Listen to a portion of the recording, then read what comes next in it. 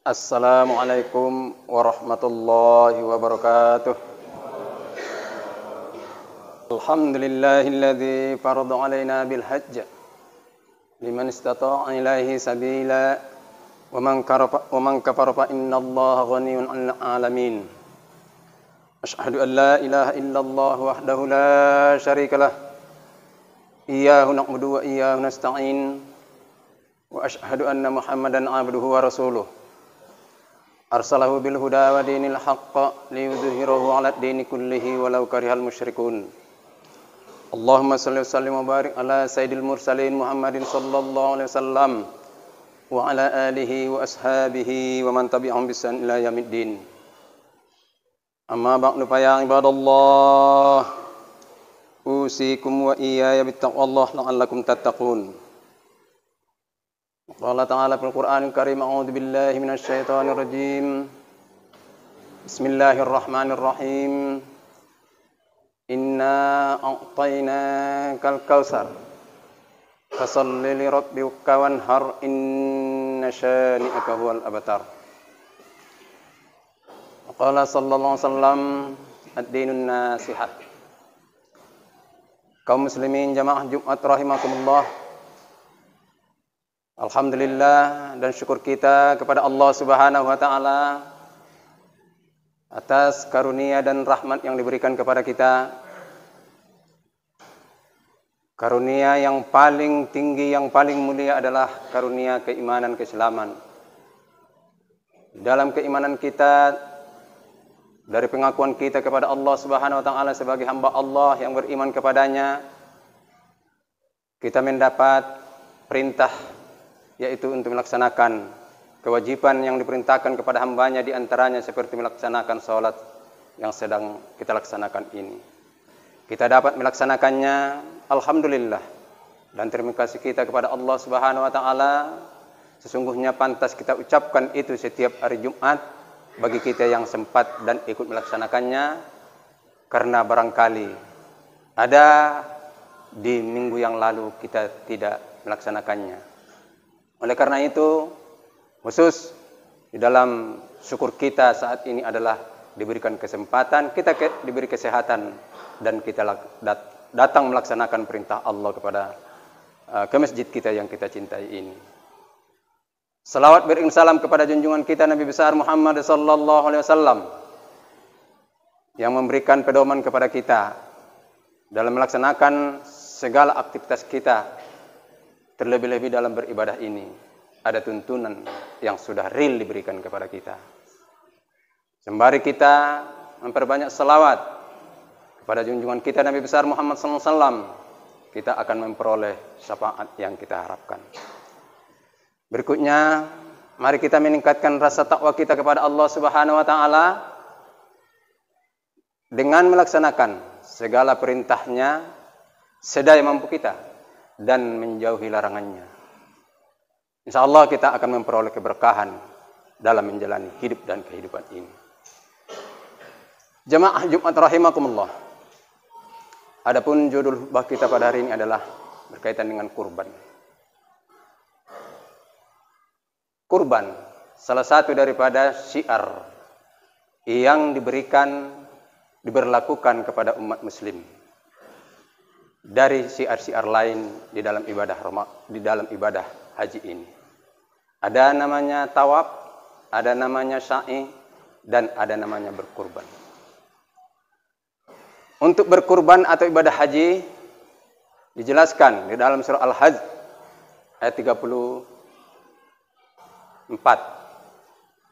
Wa likulli ummatin ja'alna mansakan liyadhkuru ismallahi 'ala ma razaqahum min bahimatil an'am. Fa ilahukum ilahu wahidah falahu aslimu wa basyiril muhsinin wa basyiril muhbitin. Bagi setiap umat sesungguhnya disyariatkan Allah ada manasik, ada ibadah haji. Masuk adalah penyembelihan kurban. Fa ilahukum ilahu wahidah, karena Tuhan kamu semua manusia adalah satu. Maka termasuk ibadah manasik haji ini atau ibadah haji ini adalah termasuk daripada ibadah yang diwajibkan kepada setiap umat dari dulu sampai kepada Nabi Muhammad. Bukan kita saja, tapi seluruh umat itu adalah mendapat perintah semacam itu.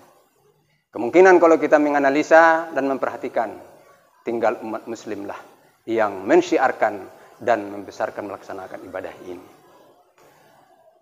Bagi kita jamaah Jumat rahimakumullah, dalam melaksanakan ibadah kurban ini, tentu kalau dilihat dari segi hukumnya adalah ada yang mengatakan wajib sekali seumur hidup, dan kita mengambil yang muktamad dan muakkad atau yang disebut dengan sunat muakkad karena ada ketentuan.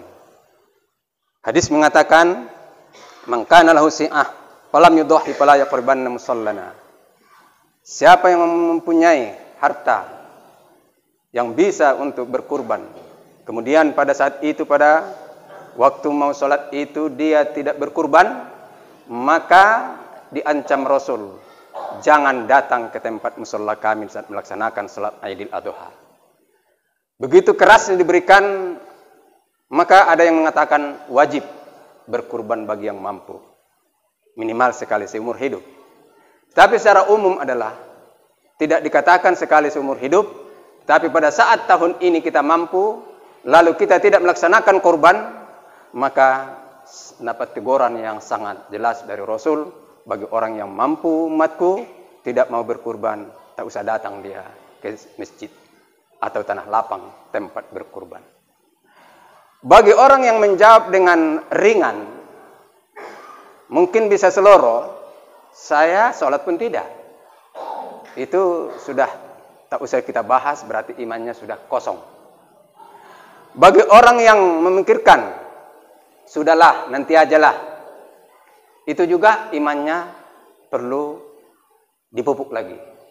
Yang perlu kita buat motivasinya adalah, anggap dulu diri kita saat ini berada bersama Rasulullah sallallahu alaihi wasallam. Lalu kita orang yang mampu, tahu dia, dan kita pun tahu kita orang mampu. Rasulullah kan tidak bisa dibohongi.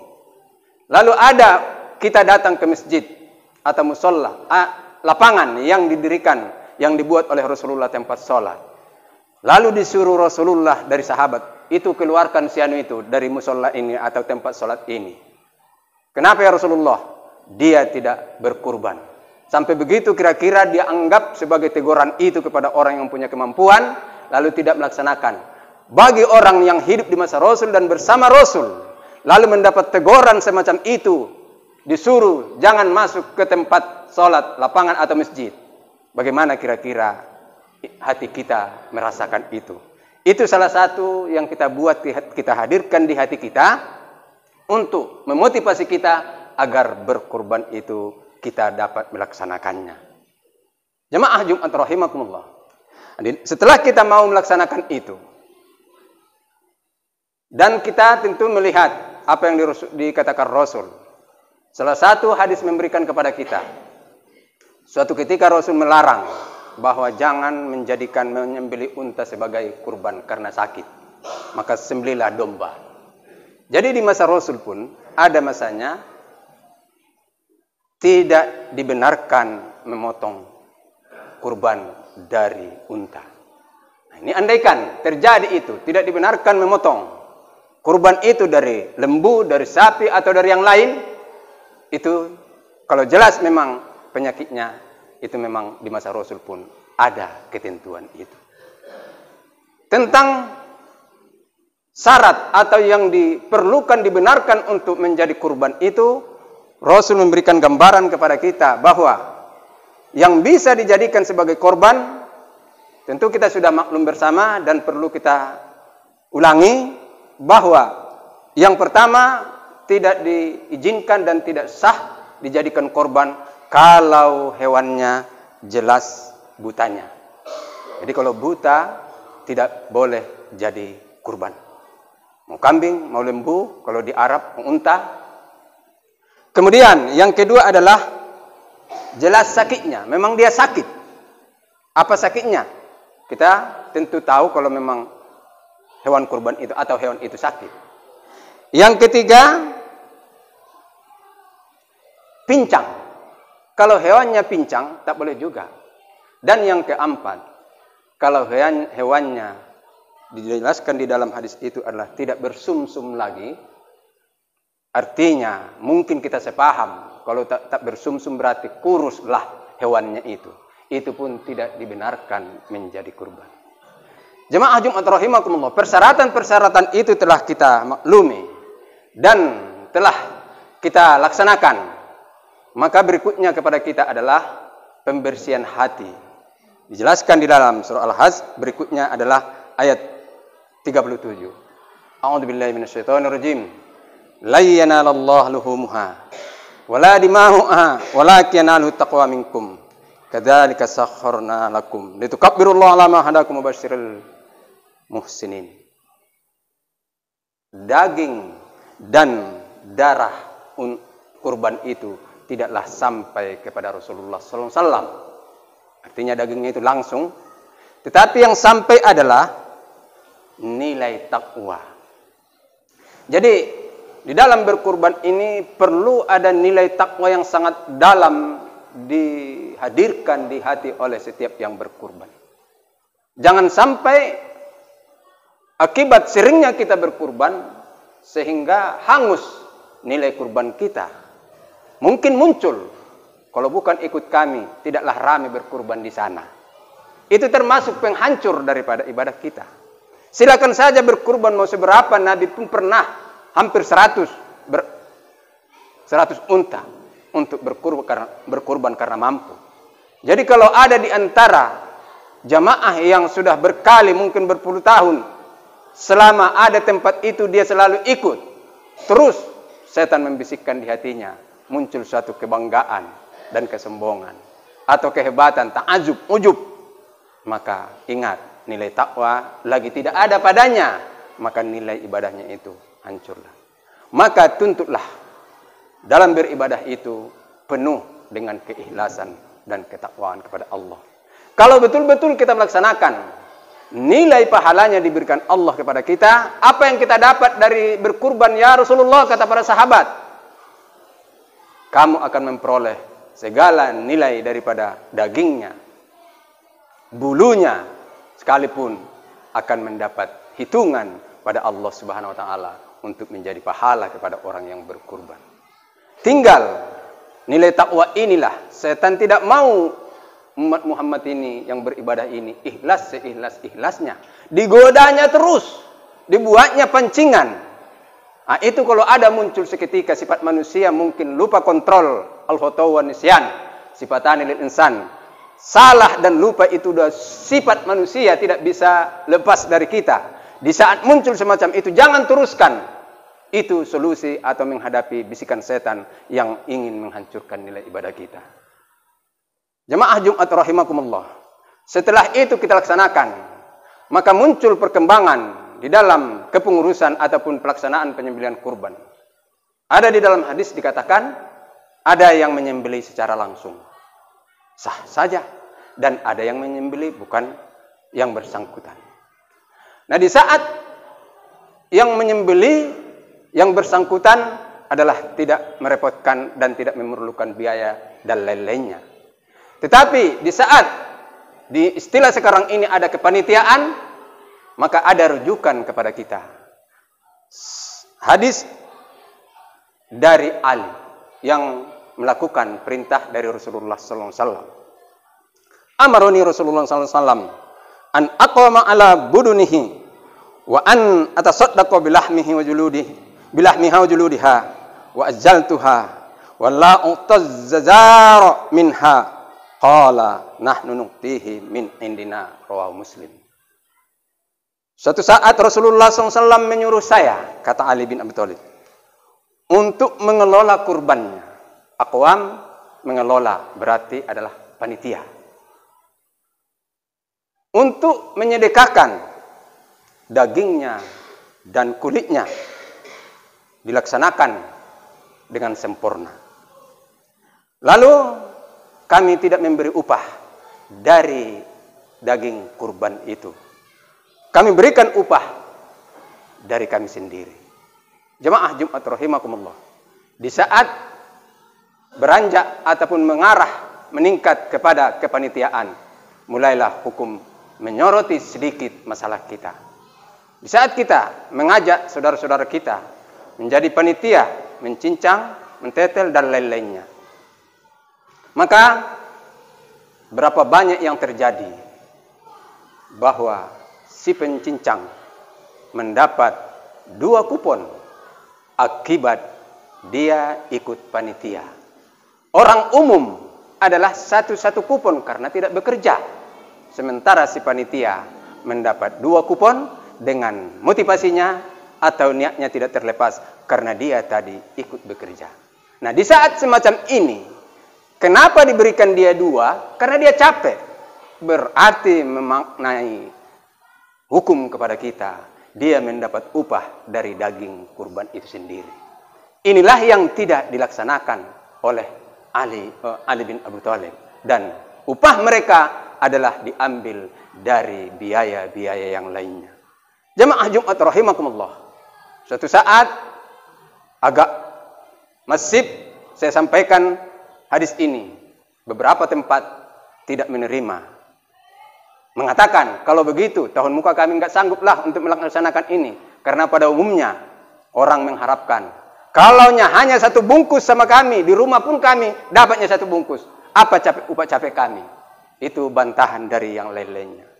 Lalu apa solusi yang sesungguhnya? Bisa kita melihat berapa biaya kurban yang diminta. Katakan 2 juta 1 orang untuk pembelian dagingnya saja. Maka mintalah biaya operasionalnya. Biaya operasional itulah hitung dengan seksama. Bagi mereka yang bekerja tadi, pantaskah mereka mendapat? Pantas. Wahai yang berkurban, ikhlaskanlah. Ingat, kalau kita yang menyembelih, tidak ada upah menyembelih.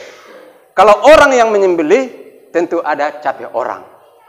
Khusus kepada hadis yang mengatakan, bayarlah gaji atau upah orang sebelum keringatnya kering. Nah, itu kalau ditanya, yang mencecel, yang mentetel atau membawa ke sungai mencuci semua itu, tentu capek orangnya. Kira-kira logisnya, perlukah mereka mendapat sebagai penghibur hati, capek? Jawabannya perlu. Maka inilah solusi yang diberikan kepada kita dalam melaksanakan kurban ini. Jadi, kalau itu dilaksanakan, ketakwaan yang tadi, dan apabila selesai acara, insya Allah ketenteraman dan kedamaian akan muncul, dan keberkahan daripada korban itu yang ada di dua suatu tempat, insya Allah akan menjadi ketenangan dan menjadi catatan bagi masyarakat yang ada di sekitarnya, karena ada memang dasar yang memberikan kepada kita untuk itu. Perlu kita mengatakan memang ikhlas ini berkurban, atau jangan tuntut 2 bagian. Ikut bekerja membantu orang, kita tidak berkurban dengan uang, dengan membeli seekor kambing atau 2 juta tadi per orang. Kurban saya adalah tenaga. Berapa bagian orang setiap yang di kampung, kuponnya itu adalah sekian, saya pun hanya dapat sekian. Tapi kamu capek, kurban saya adalah tenaga saya. Kalau bisa begitu, boleh, sangat bagus. Tapi kalau dibuat, dilaksanakan dengan harus disisihkan 2 bagian karena upahnya tadi, maka kita melaksanakan kegiatan ini menjadi salah. Mudah-mudahan dalam melaksanakan ibadah itu, petunjuknya ada dari Rasul. Insya Allah kita laksanakan, kita akan memperoleh yang sangat benar dan yang sesuai dengan syariat yang kita amalkan. Mudah-mudahan informasi ini untuk mengisi kegiatan ibadah yang sangat mulia ini dapat kita laksanakan. Tentu harapan kita semua adalah sesuai dengan tuntunan yang ada di dalam Al-Quran dan hadis. Semoga bermanfaat dan menjadi iktibar bersama kepada kita untuk kita diskusikan, untuk kita renungkan, dan untuk kita terapkan dalam mencari keridhaan Allah Subhanahu wa taala, yang mana awalnya kita sudah melakukan keridhaan sunnah Rasul, tetapi kalau salah sedikit agak berkuranglah, ataupun bahkan sebahagian akan banyak yang hilang daripada keberkahan itu sendiri. Mudah-mudahan dalam setiap ibadah kita mendapat keberkahan, terutama dalam melaksanakan ibadah anhar atau ibadah kurban yang insya Allah lebih kurang 15 hari lagi akan kita laksanakan. Semoga Allah memberikan ma'unah dan hidayah kepada kita. Barakallahu li wa lakum fil Qur'anil Karim wa nafa'ani wa iyyakum bima fihi minal ayati wa zikril hakim wa taqabbala minni wa minkum tilawatahu innahu huwal ghafurur rahim.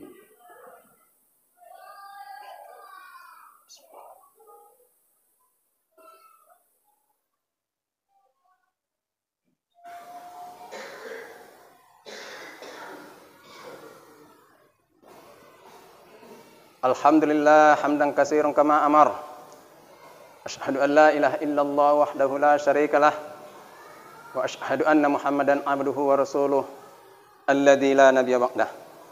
Allahumma shalli ala Muhammad wa ala alihi wa ashabihi wa man tabi'ahum bi ihsan ila yaumil qiyamah. Amma ba'du fa ya ibadallah. Usikum wa iyaya bittaqullah la'allakum tattaqun. Qala ta'ala fil Qur'an karim a'udzu billahi minasy syaithanir rajim.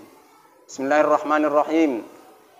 Ya ayyuhalladzina amanu taqullaha haqqa tuqatih wa la tamutunna illa wa antum muslimun. Wa qala ta'ala wa tazawwadu fa inna khairaz zadi taqwa wattaquni ya ulil albab. Qala ta'ala innallaha wa malaikatahu yusholluna 'alan nabi. Ya ayyuhalladzina amanu shallu 'alaihi wa sallimu taslima. Allahumma shalli wa sallim barik ala Muhammad wa ali Muhammad. Kama shallaita wa sallamta wa barakta ala Ibrahim wa ali Ibrahim fil alamin innaka Hamidum Majid. Allahumma ighfir lil mu'minina wal mu'minat wal muslimina wal muslimat al ahya'i minhum wal amwat innaka sami'un qaribun mujibud da'wat wa ya qadiyal hajat. Rabbana dhalamna anfusana wa illam taghfir lana wa tarhamna lanakunanna minal khasirin. Rabbana la tu'akhizna bima nasina wa la turhiqna min amrina usra. Rabbana atina fid dunya hasanah wa fil akhirati hasanatan wa qina adzabannar. Walhamdulillahi rabbil alamin. Ibadallah, innallaha ya'muru bil adli wal ihsani wa ita'i dzil qurba wa yanha 'anil fahsya'i wal munkari wal baghi. Ya'idzukum la'allakum tadhakkarun. Fadhkurullaha yadhkurkum wassallu min fadlikum wa la dzikrullahi akbar.